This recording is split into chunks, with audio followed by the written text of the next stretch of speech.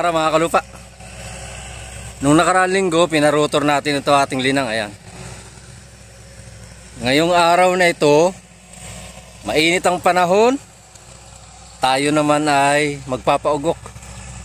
Ito na ngayon ang final na linis nitong ating linang na pauugokan. Diba mga kalupa? Maganda ngayon yung kanyang pagkagalapong. Kasi double pass na siya.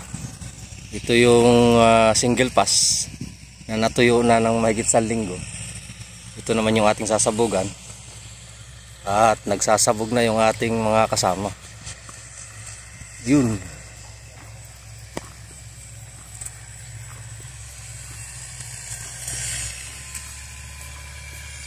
Kasya yung 4 na risak siguro ano?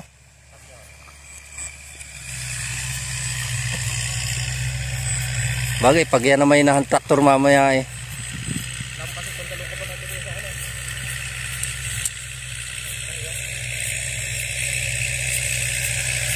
Pag inulan naman yan mamayang hapon, eh, sigurado na.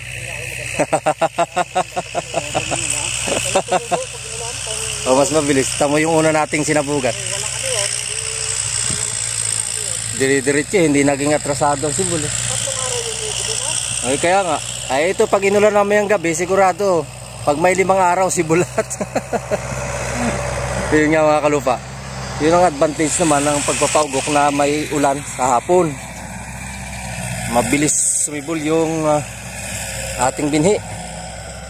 At sabayan to mga kalupa. Habang nagro-rotovator yung ating operator ay sinasabugan na rin ito ng ating dalawang magsasabog. Kaya mabilis ang trabaho.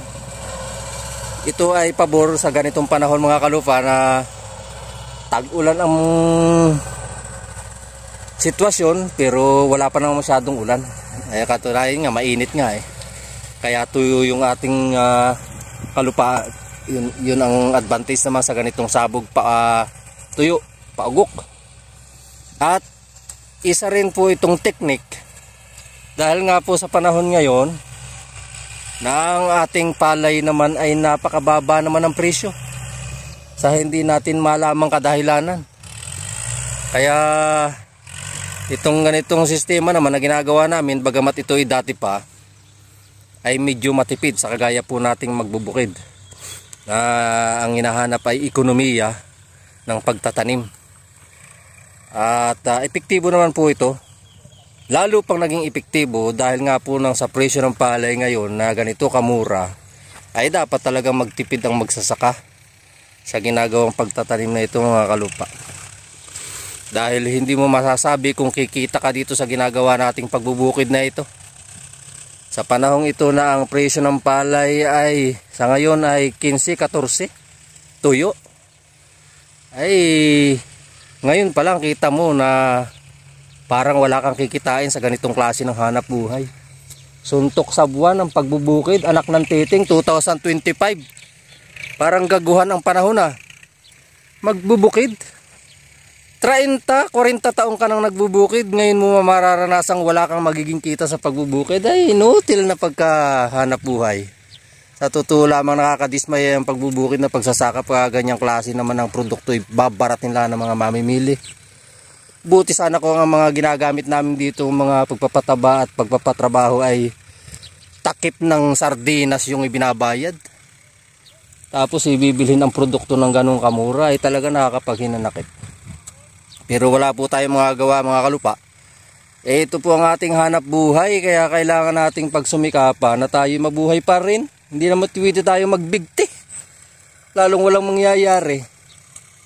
Kaya po tuloy-tuloy ang sikap kahit na sa tingin ay malulugi.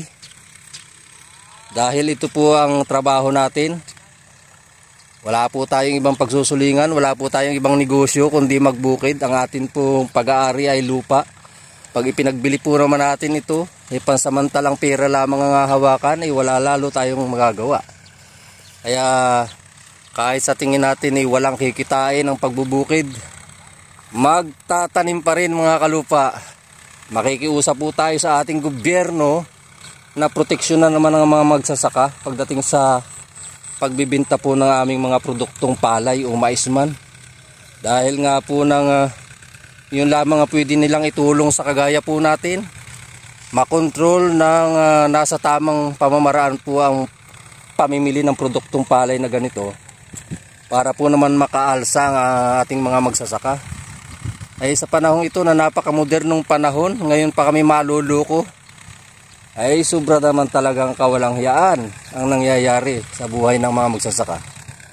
Na 2025 ay saka pa magkakaroon ng hindi magandang kahihinat na ng pagtatanim ng mga kagaya po naming magbubukid at magsasaka.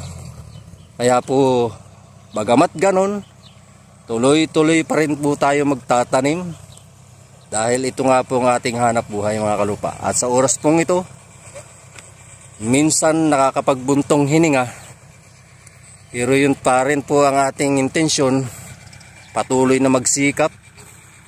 Magtatanim po rin tayo dahil ito nga po ang ating hanap buhay at ang lupa po natin ay hindi po natin pababayaan nakatiwangwang. Dahil ito po ang purpose kaya po tayo ay nag-aatika ng mga lupa. Ang tayo po ay magkaroon ng hanap buhay. Nagkaroon nga lang po ng mga masamang pagkakataon sa oras pong ito na 2025. Tag-ulan po ngayon. Magtatanim na baka sakali. Woo! Grabe. Pero hindi po kami maaawat mga kalupa. Hindi ko pwedeng ipagbili itong aking lupa para lamang sa pansamantalang alwan. Dahil tagal ko pong pinagsikapang mabili ang mga lupang aking pong tinataniman para lamang sa pansariling hanap buhay mga kalupa. Kaya patuloy po tayong tatanim. Kahit po sa oras na to ay naiisip pa lang natin, nagtatanim pa lang tayo, naiisip na natin na tayo malulugi. Ay importante po ay kahit pa paano ay nagsisikap. Bagay lagi naman pong kapag ganitong tag-ulan ay suntok sa buwan dahil dadating ang mga kalamidad. Hindi mo maipihor na bagamat nakatanim ka ay makakapagsako ka ng halaman ng inani. Dahil pag may dumating pong malalakas na bagyo kapag tag-ani na at kagaya po ng nangyari ng mga karaang taon, wala rin talagang ani. Lugi talaga. Ay ngayon, wala pang dilubyong nangyayari, naiisip mo nang malulugi ka dahil ang presyo nga po ng palay sa kasalukuyan ay ganun kababa. Pero dahil po'y nasa pusong magbubukid at magsasaka po tayo, yun po ang ating hanap buhay. Kaya lakas loob pa rin po nagagampanan ang atin pong mga ginagawa na ito dahil ito po yung unang-unang iniisip nating makakapagbigay po ng survival sa buhay po naming mga magsasaka.